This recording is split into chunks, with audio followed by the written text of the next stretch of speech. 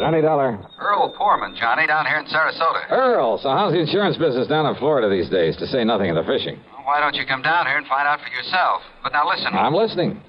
You remember how my home is situated out here on St. Armand's Key? Well, sure, I ought to. I've been there often enough. It's near the end of a long bayou that comes in from Sarasota Bay. Yeah, and the bayou is lined with expensive homes, private docks, and it's full of mullets, sea trout, sheepshead, flounder. So what about it? Johnny, what would you think if I told you I'd sold a man $50,000 worth of straight life insurance? Well, I think you were just doing your normal... Huh? Did you call to talk fishing or business? Listen, will you? Okay. What would I think if you sold a man a $50,000 policy?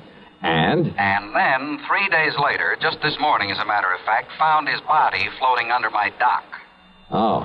Okay, Earl. I think I'd better grab the first plane I can. That's what I think. And not to go fishing.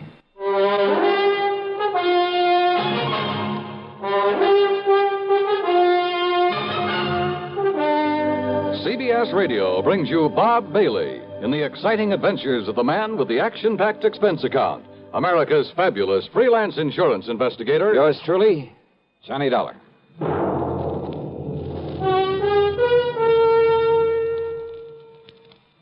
And now, Act One of yours truly, Johnny Dollar.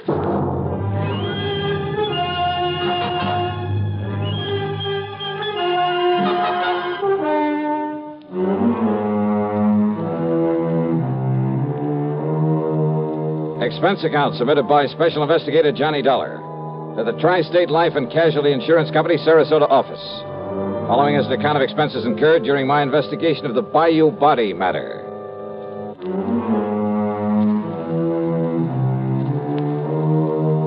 Expense account, item 1, $73.50, plane fare and incidentals, Hartford to Tampa, Florida. There I'd figured on getting a ferry plane to Sarasota, but instead Earl Poorman met me at the international airport with his car. Oh, Johnny, I'm glad you got down here so quickly. You realize I only phoned you about 5 hours ago? Yeah, Earl, I just finished my breakfast. Matter of fact, I called you before I even contacted the police. Then you probably aren't sure whether it was natural death or suicide or what, huh? We'll find out what the police have found out when we get to Sarasota. You ask me, though, I think the old man simply went out on his dock this morning, had a heart attack, keeled over, and by the time he floated down to my place, he was dead. Who was he? Well, his name, Johnny, is Ralph P. Carter. He lived in the fourth home up the bayou from mine. That new place that was just being built the last time I was down here? That's the one. He was a man of 64. Used to live in New York, where he had a business of some kind. But he had some heart trouble, so he quit and came down here to live and take it easy. Pretty well to do? Considering the house he put up, the way he and his wife lived, I'd say he was loaded. Matter of fact, I happen to know he was. Fancy car, private dock, Has nice a speedboat. wife, you say? Yes. Uh-huh. How old is she, Earl? About 50. You know what I was thinking, of course. What? Oh, if he'd been married to some much younger gal and having money and some insurance, but you know. Huh? You were thinking his wife had knocked him over to collect on this policy I sold him? Such things have happened, Earl. Well, it didn't this time for several reasons. One. He already owned a couple of other policies issued by some company up north, big ones, totaling over $200,000. 2. Both he and his wife have so much in blue chip stock, so much in the bank that, well, that $200,000 won't mean a thing to her. Funny, then, that he should buy $50,000 more from you. Third, Carter's wife never knew about this policy I sold him. Oh? No. Nor is she named as beneficiary of it. Who is? Hold your hat, Johnny. This is right out of the pulp magazines. What do you mean? The beneficiary happens to be a former stripper. Stripper? You mean from burlesque? That's exactly what I mean. Her name is Mitzi Taylor. She lives up in New York. I see. You know the connection, Earl? Well, from what he told me when he bought the policy, well, I guess he'd known her pretty well in the old days, before he and his present wife got married. They were only married about 3 years ago, incidentally. Incidentally, huh? Well, what's that mean? Earl, I got a kind of funny idea cooking in the back of my head. About his wife, I mean. About his wife? Yeah, let's get on down to Sarasota and find out what the police have learned.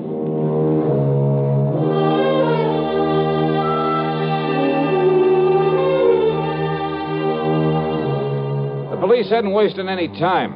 After recovering the body from the bayou, they'd immediately turned it over to the coroner, Dr. Phillips. Sergeant Edwards, who was in charge of the case, made us cool our heels until the coroner could finish his preliminary examinations. But Why, an autopsy, Sergeant? You mean you suspect foul play, something like that? He was alone. He was unattended when he died, Mr. Pullman. That means an autopsy is mandatory. Oh. Hey, tell me this, Sergeant. Do you yourself have any reason to be suspicious of how Mr. Carter may have died? You don't mind, sir. I'd rather wait until Dr. Phillips is through before we talk about it. Which means you did find something suspicious. I didn't say that, sir. Well, you might just as well have. Did you talk to Mrs. Carter? No, sir. What? It happens she isn't home. Then she doesn't know her husband is dead? Looks that way, doesn't it? Oh, come on. Now, wait a minute. Sergeant, that's a pretty evasive answer. Truth is, Mr. Dollar, it was meant to be. Oh, great. Then I can expect a lot of cooperation from this department. All we can possibly give you, sir, when we find out what we have to go on. Yeah. Earl, do you know if Carter had a regular physician? Yeah, Dr. Theo Foote, Johnny. We've checked with him, Mr. Dollar. And? Mr. Carter's heart condition was such that he was ready to go at any moment, and without warning. What if you're suspicious of something else? Have I given you any real reason to be suspicious? Now, look, Sergeant, let's not be... Dr. Phillips. Johnny Dollar. Hiya, Doc. I might have known you'd be called in on this, Johnny. You certainly got down here in a hurry. Mr. Pullman. Hello, Coroner. Did you find out anything, Doctor? You were right, Sergeant. I've got a lot more work to do, of course, before making out my report on this case, but there's no question about it. Mr. Carter died neither from a heart attack nor from drowning. Oh? What did kill him, Doc? He was struck so hard at the base of the skull that death must have been instantaneous. Murder, Johnny. And without question, the murder weapon was the wrought iron poker that you found there in his home. No reason for suspicion, Sergeant? Thanks, Doctor. I'll get out an APB on Mrs. Carter right away. I think you'd better. And, Mr. Dollar, I'm afraid you'll just have to wait around until we pick her up. You, want to bet on that?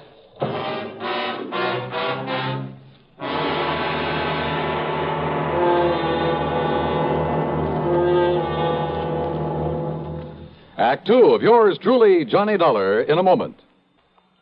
And now, Act two of yours truly, Johnny Dollar, and the Bayou Body Matter.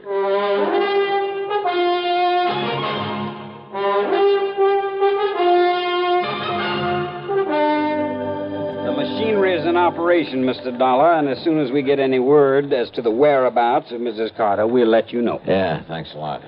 Earl, just how much did you know about Carter and his wife? Well, you know how it is, Johnny. There was some talk about their not getting along too well, but... I've thoroughly investigated, Mr. Dollar. They fought like cats and dogs. Well, now, I wouldn't go so far as to say that. At times, that is. At times.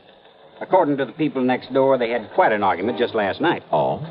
At one time, according to these people, she hollered at him, "I could kill you, Ralph. I could kill you." Yeah, well, that's not proof that she did. No? Then why would she say it? Haven't you ever told somebody you'd like to kill him? Well, saying I'd like to, or saying I could or would are two different things. And look here, sir. If she didn't do it, then why would she hightail it out of town early this morning? All those neighbors reported that she did? Yes, sir. She drove away from their place at approximately the same time as the coroner says he was killed. Well, let's face it, Johnny. The sergeant must be right. She must have done it. No question about it, Mr. Dollar. But why? What could her motive have been? Who knows? Could have been most anything. Now that we know there was friction between them... And what about his money? She stands to be worth an awful lot with him out of the way. And don't you forget for 1 minute she's much younger than he was. Not only that, but she's a nice, healthy, attractive woman, too. And he, with his heart condition, well, he was probably just a millstone around her neck. Makes sense, Johnny. Sure it does. Did you or the coroner find any fingerprints on that poker that was used on him? No, sir. But there was some lint from a pair of cotton gloves on it. All right, then. Johnny. All right. I've seen Mrs. Carter many times. She prides herself on her dress. She can afford to. And I've never seen her outside that house without a hat and without a pair of gloves. And, of course, a lot of people wear gloves when they drive a car. Okay. Now, don't you worry, Mr. Dollar. The APB is out, and every highway north of Bradenton, south of Venice, and east of Arcadia is being watched for her. When we get her, I'll let you know. Yeah, you do that. Come on, Earl, let's have some lunch. Sure. Nothing more we can do here. Reach you at Mr. Pullman's house, I take it. Don't bank on it, Sergeant. So Earl drove me to his home on St. Armand's Key, and by then I was beginning to wish I'd made the trip to Florida solely for purposes of fishing the blue waters of the Gulf with him. But then, after saying hello to his charming wife and having a drink and a good lunch with them, I walked over to the Carter place, 100 yards or so up the bayou. Much to my surprise, there was no policeman there to keep an eye on things in case Mrs. Carter should return. I was even more surprised to find a side door standing wide open. So, needless to say, I walked in and looked around. One of the first things that caught my eye in a den off the living room was a desk. It was locked, but I managed to pry it open without too much difficulty. And there, among other things, kind of half hidden away in a folder, I found some canceled checks, a whole series of them, written twice a year for a period of over 3 years. They were made out to Mitzi Taylor, the ex-Burley Queen. Pretty sizable checks, too, all for the same amount of money. No wonder he'd kept this desk locked. But during one period of time, 3 checks that should have been there were missing. It gave me an idea. Out in the living room was another desk, a tambour, obviously Mrs. Carter's. Hidden away in the bottom of one of the drawers of that desk were the 3 missing checks. Huh? I beg your pardon. Mrs. Carter? That's right. Who are you? Johnny Dollar, special investigator for one of your husband's insurance companies. Special investigator? Yeah, here. My credentials. I see. And has my husband sent for you? Your husband? Of course. Where is he? You mind telling me where you've been since early this morning, Mrs. Carter? I don't know why not. I was somewhat upset this morning, and, well, being a woman, I chose to do something a man probably wouldn't understand. I've been at a beauty parlor. Where? Just this side of Bradenton. All right, now, Mrs. And Carter. if this is some kind of inquisition, I had a shampoo, a set, and a manicure. Tell me just one thing. Did you leave this house before or after your husband died? I don't believe Ralph was even up at the time. Ralph, dead. His body was found in the Bayou this morning. Or did you know that? Oh, I am shocked, Mr. Dollar. Terribly shocked. I am not sorry. Go on, Mrs. Carter. I married Ralph 3 years ago. It was my second marriage. My first husband, though very wealthy, was I don't know why I'm telling you this. Go on, please. I thought that Ralph, because he was older than I would... Well, I thought that with my money, he'd be content to settle down to the quiet sort of home life I'd owe. Don't you see, it was only for my money that he married me. The only woman he ever cared about, whom he continued to support with my money, was a horrible... See, you've been through my desk. Yes. I'd known about her for some time, Mr. Dollar. But yesterday, when I found those checks in his desk... Would you call them motive for murder, Mrs. Carter? I told him I would divorce him. I told him last night. I'm afraid it was quite a scene, but Good heavens. All right, now listen carefully. I want you to answer my questions carefully, regardless of how absurd you may think they are. Well, all right. You always wear gloves, don't you? What? Well, of course. This kind of gloves, like you're wearing now? Only this kind. I have them made for me in France and sent to me on special order. Even when you're working in the garden, say? Of course. I save the old ones for that kind of thing. Any other kind of cotton or wool or domestic leather I'm allergic to. But, Mr. Dollar, I don't understand why... Such a little thing, and yet... What? And yet murder cases have been solved on a whole lot less. Murder? Did you say murder? So you found her for us, Dollar. Oh, Sergeant Edwards. So maybe you private dicks do have some value after all. All right, Mrs. Carter. Yes, Sergeant. I'm arresting you on suspicion of murdering your husband. You what? Now, just a minute, May as young well man. go along with him, Mrs. Carter. But, Mr. Dollar, But I'm glad you threw that word suspicion in there, Sergeant. What's that? Yeah, it may save you from being sued for a lot of money. Huh? Yeah. For false arrest. Act 3 of yours truly, Johnny Dollar, in a moment. And now, Act 3 of yours truly, Johnny Dollar. After getting the address of Missy Taylor from him, I persuaded Earl Palmer to drive me in a hurry to the airport up at Tampa. Item 2, $67.95, plane fare to New York. It was very late by the time I arrived there, but item 3, $6 for a taxi to the neighborhood of Mitzi's apartment. Item 4, 10 cents for a phone call. And then I crossed my fingers. This was hardly the scientific approach to the solution of a murder case. I wouldn't get to first base if I had to identify myself over the phone. But she gave me a break. Hello? Mitzi? Yeah, that's right. This is... Louis? Yeah, Louis. What's the matter with you? Why are you talking like that? Gotta keep my voice down. Listen, didn't I tell you not to call me from down there in Florida? Come right back here. Louis, are you back here in New York already? Took a plane. Did you take care of Ralph Carter? Don't worry, baby. It'll be in all the papers. Okay. And come on over here and I'll pay you off. Sure. But then you're to clear out. You're to get out of this town as far away from me as you can. Sure. Okay. Come on over. Yeah, a real break. Now it was up to me to take the fullest possible advantage of it. Item 5, another dime for another phone call, this time to Lieutenant Randy Singer at the 18th Precinct. No question about it, Johnny. Old man Carter must have known that sooner or later his wife would catch on to all the money he's been giving his dame. Right. And maybe he was getting tired of sending out those checks. Right. So to get off the hook and still provide for Mitzi, he named her as beneficiary to a $50,000 insurance policy. Sure, his wife would know about it after he died, but she wouldn't be able to do anything about it. Yeah, but little Mitzi just couldn't wait, huh? Now, look, I don't anticipate any trouble with her, Randy, but if you're going to be around for a while, well, after I've wrapped it all up, I'll call you to come over and make the arrest, huh? Seems to me you have got it all wrapped up. Sit tight, Randy, and I'll call you.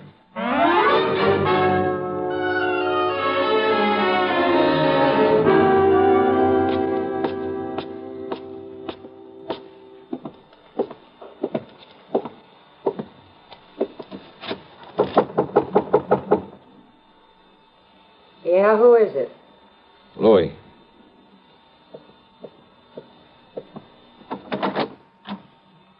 Louis, huh? Do you mind if I come in, Mitzi? Now, who are you? Johnny Dollar, special investigator. Yeah? For who?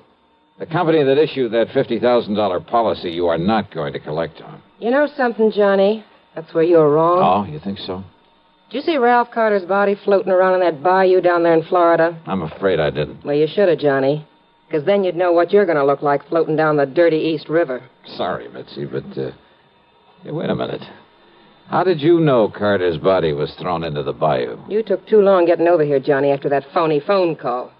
Come on in, Louis. Take care of him. What? One move for a gun and I blow your head off, mister. Go ahead, Mitzi. Take his gun away. Okay, I've got it.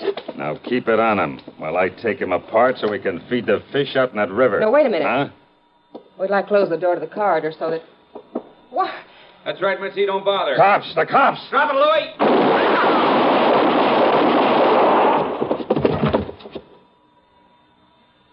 Okay, boys. Take what's left of them out of here. Right, Lieutenant. Maybe you better put some cuffs on the dame. Right. Come on, baby. Hiya, Johnny. Fancy meeting you here. Very funny. And, hey, what happened? I thought you were going to call me back. Oh, stop hamming it up, will you, Randy? But, thanks. Think nothing of it.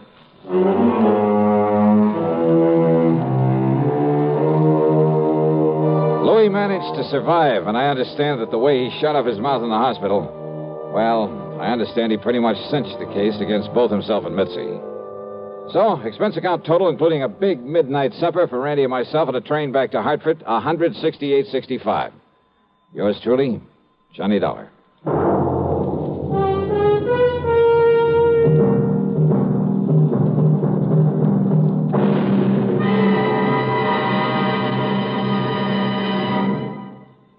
Our star will return in just a moment.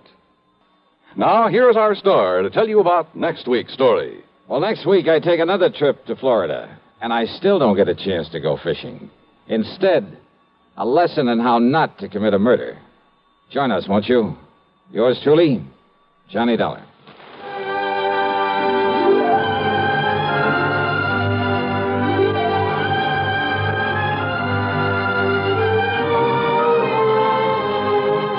Yours truly, Johnny Dollar, starring Bob Bailey, originates in Hollywood and is written, produced, and directed by Jack Johnstone. Heard in our cast were Virginia Gregg, Lillian Bayef, Vic Perrin, Sam Edwards, Barney Phillips, Herb Vigran, and Frank Gerstle.